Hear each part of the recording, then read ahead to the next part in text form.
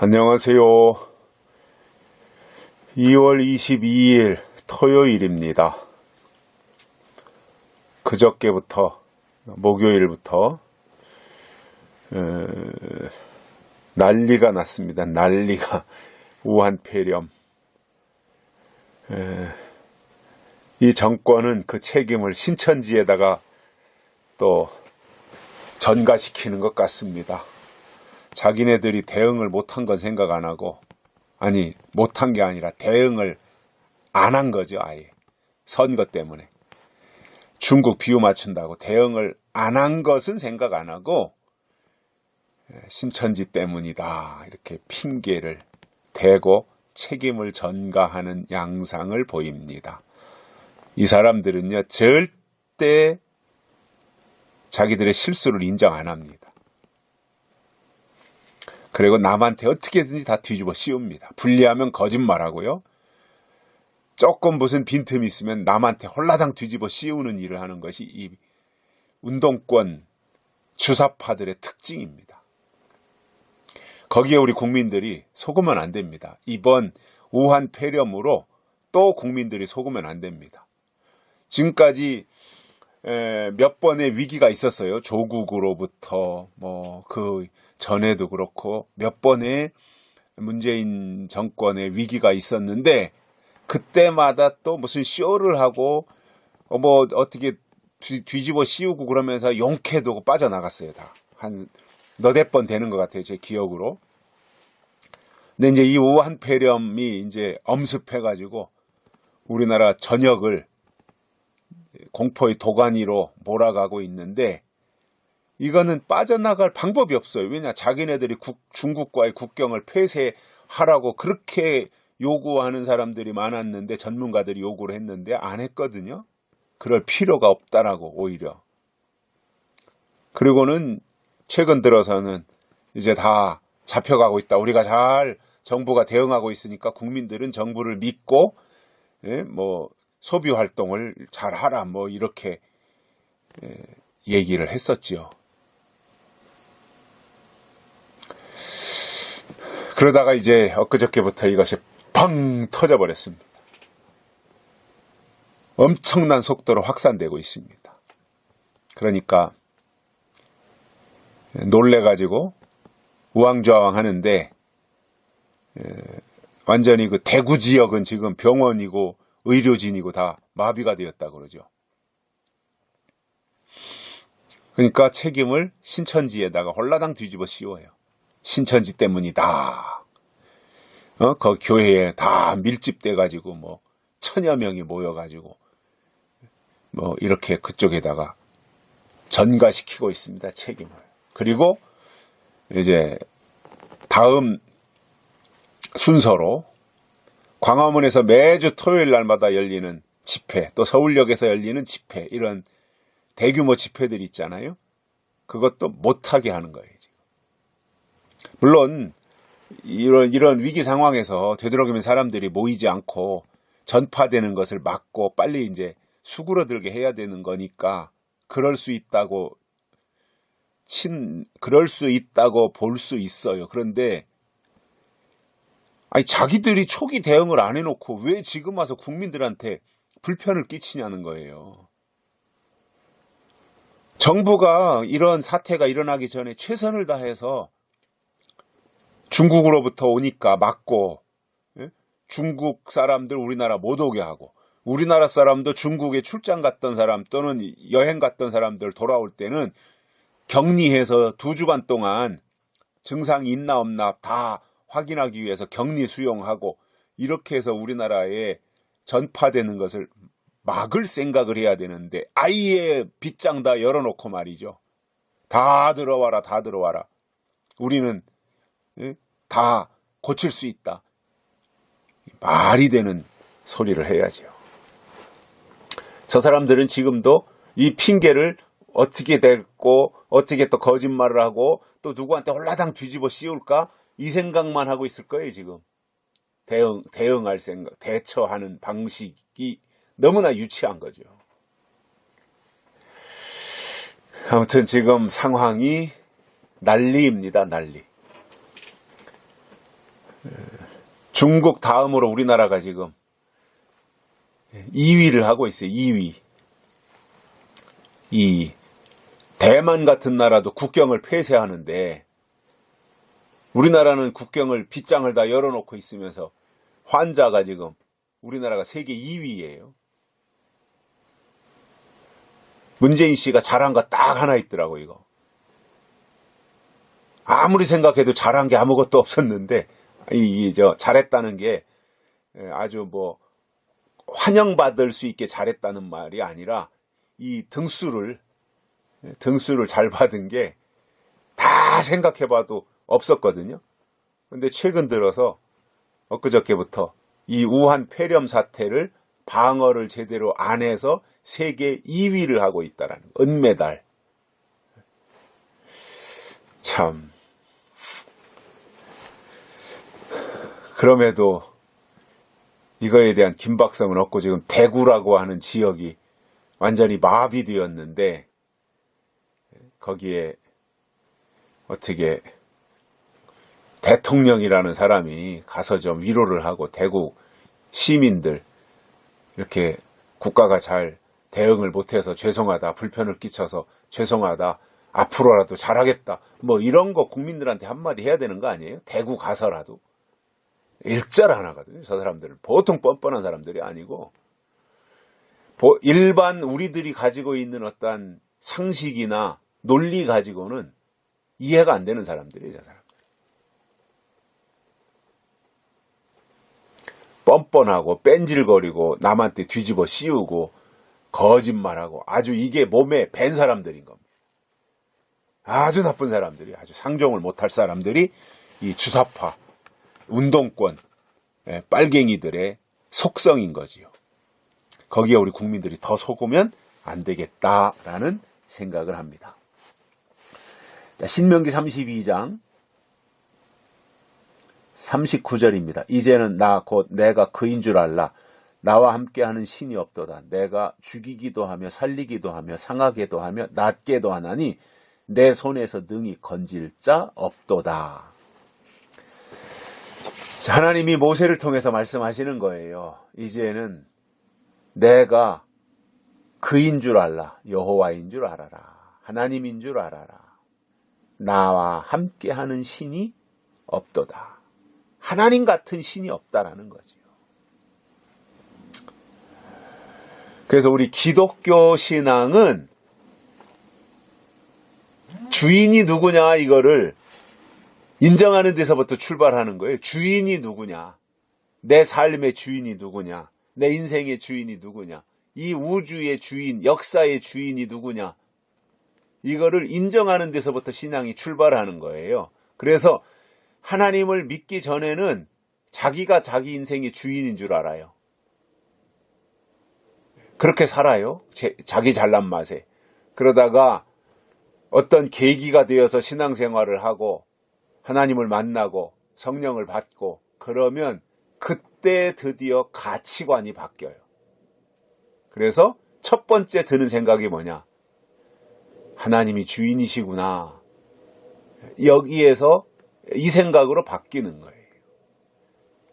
그래서 창세기 1장 1절이 태초에 하나님이 천지를 창조하시니라, 이 대선언으로 시작하잖아요. 하나님이 창조하셨다.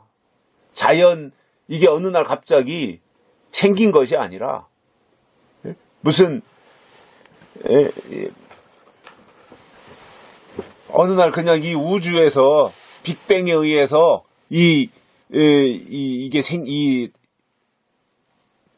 인간이 생기고 지구가 생긴 것이 아니라 하나님에 의해서 시작되었다라고 하는 것을 창세기 1장 1절에서 선포하는데, 그것을 인정하고 믿고 받아들이는 것이 신앙의 출발인 겁니다.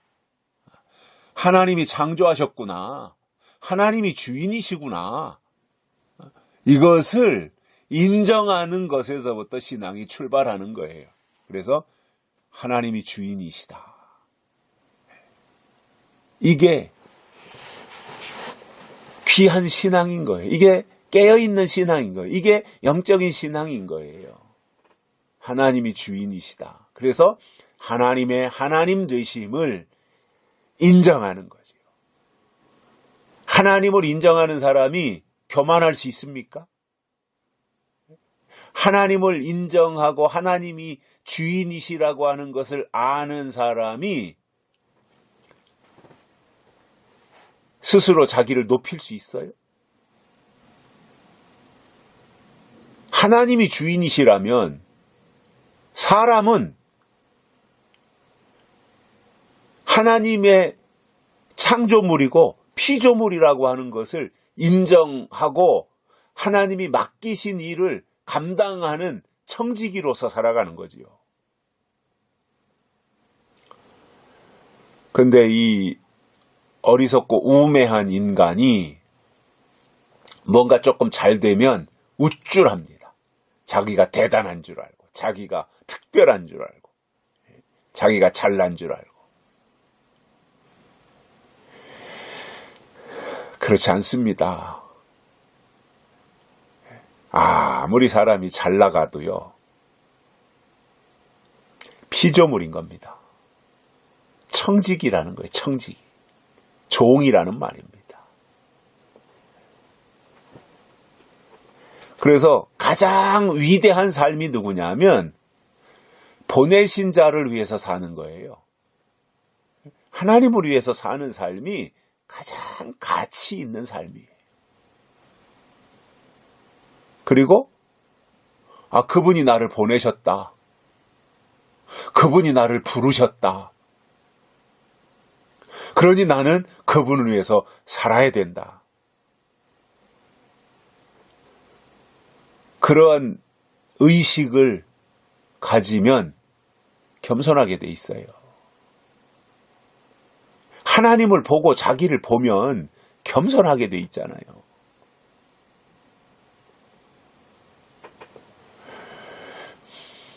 하나님 여기서 내가 하나님이다. 내가 여호와다. 나 같은 신이 없다. 나는 누구냐?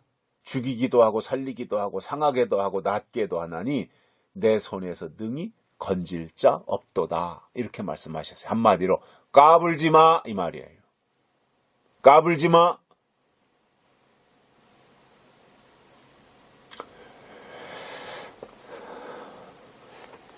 그래서 저는 이런저런 생각들을 나름대로 이제 매일 이렇게 큐티를 하면서 생각하는 것들이 바로 그런 거예요.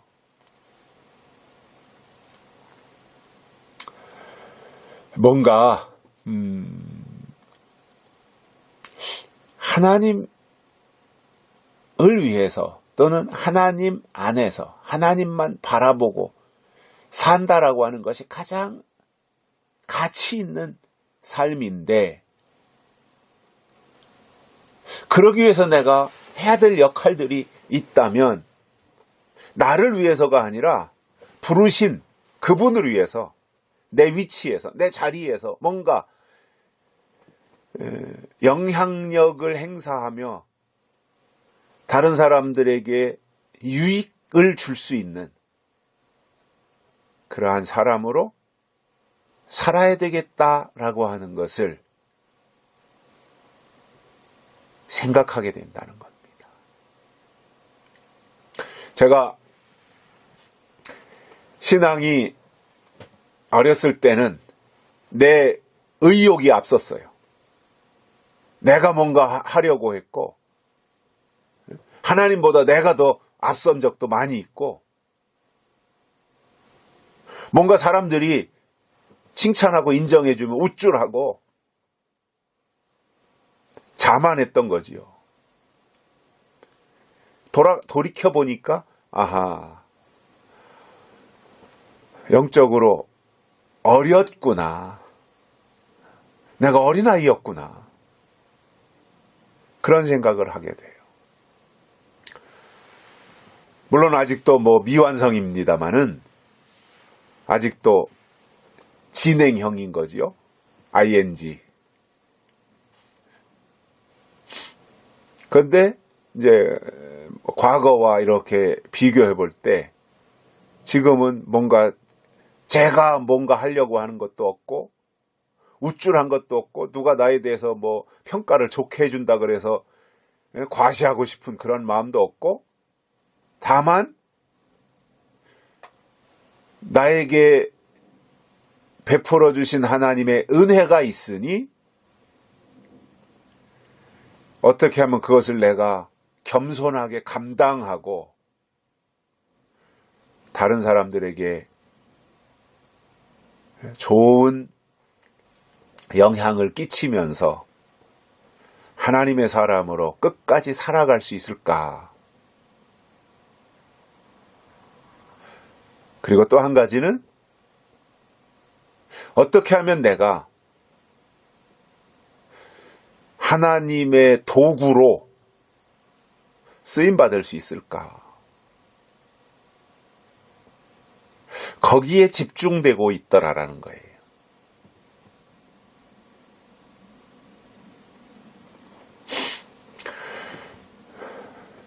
하나님이 까불지 마 이렇게 하시는데 까불 수 없잖아요. 오히려 더 그 하나님의 말씀 앞에 낮아지고 또 그 말씀에 붙잡혀서 하나님의 위대하심을, 하나님의 크심을 증명해드리는 사람으로 살아야 되겠다. 내가 커지려고 하는 것이 아니라 크신 하나님을 더 사람들에게 보여주고 이렇게 위대하신 분이 하나님이시다 라고 하는 것을 설명해주는 가이드의 역할을 한다면 그것이 저의 역할이 아닐까. 또 그렇게만 한다면 그 자체가 저의 행복이지 않을까. 이러한 생각을 하면서 살게 되더라는 거예요. 그래서 어느 순간부터는요, 이렇게 뭐라고 그래야 되나, 이렇게 뭔가 좀 내가 이만큼 알고 있어. 그러면서 뭔가 우쭐하고 싶고 과시하고 싶고 나타내고 싶고 이러한 것들은 이제 없어지고 어떻게 하면 하나님을 기쁘시게 해드릴까, 이러한 마음들로 조금씩 바뀌어가더라는 거예요.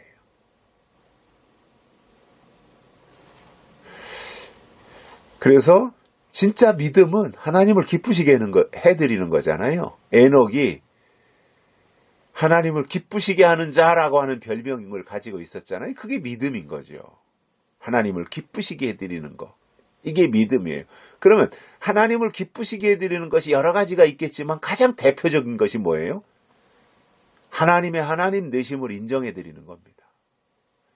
크신 하나님을 인정해드리는 겁니다. 하나님이 주인이신 것을 고백하고 인정해드리는 겁니다.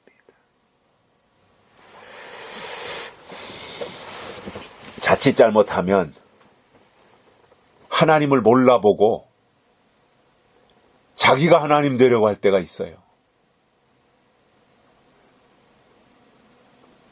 그리고 내가 뭔가 좀 잘 되면 하나님 저리 비켜나세요. 그러면서 자기가 하나님 자리로 차지하려고 하는 사람들도 있어요. 그것이 아니라 우리는 끝까지 하나님의 하나님 되심, 이것을 인정하고 고백하고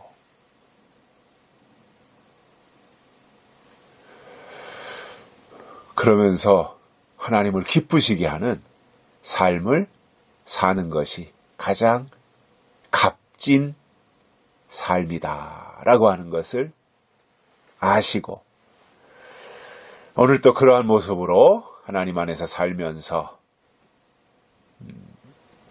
이 중국 우한 폐렴 때문에 뒤숭숭하지만 어쩌겠어요. 여기까지 일이 왔는데 건강관리 잘하고 또 우리 주변을 이렇게 보살피면서 하나님의 은혜 가운데서 살아가는 것이 우리가 지금 현재 이 위치에서 할 수 있는 일이겠다, 이렇게 생각을 합니다. 여기까지 하겠습니다. 감사합니다.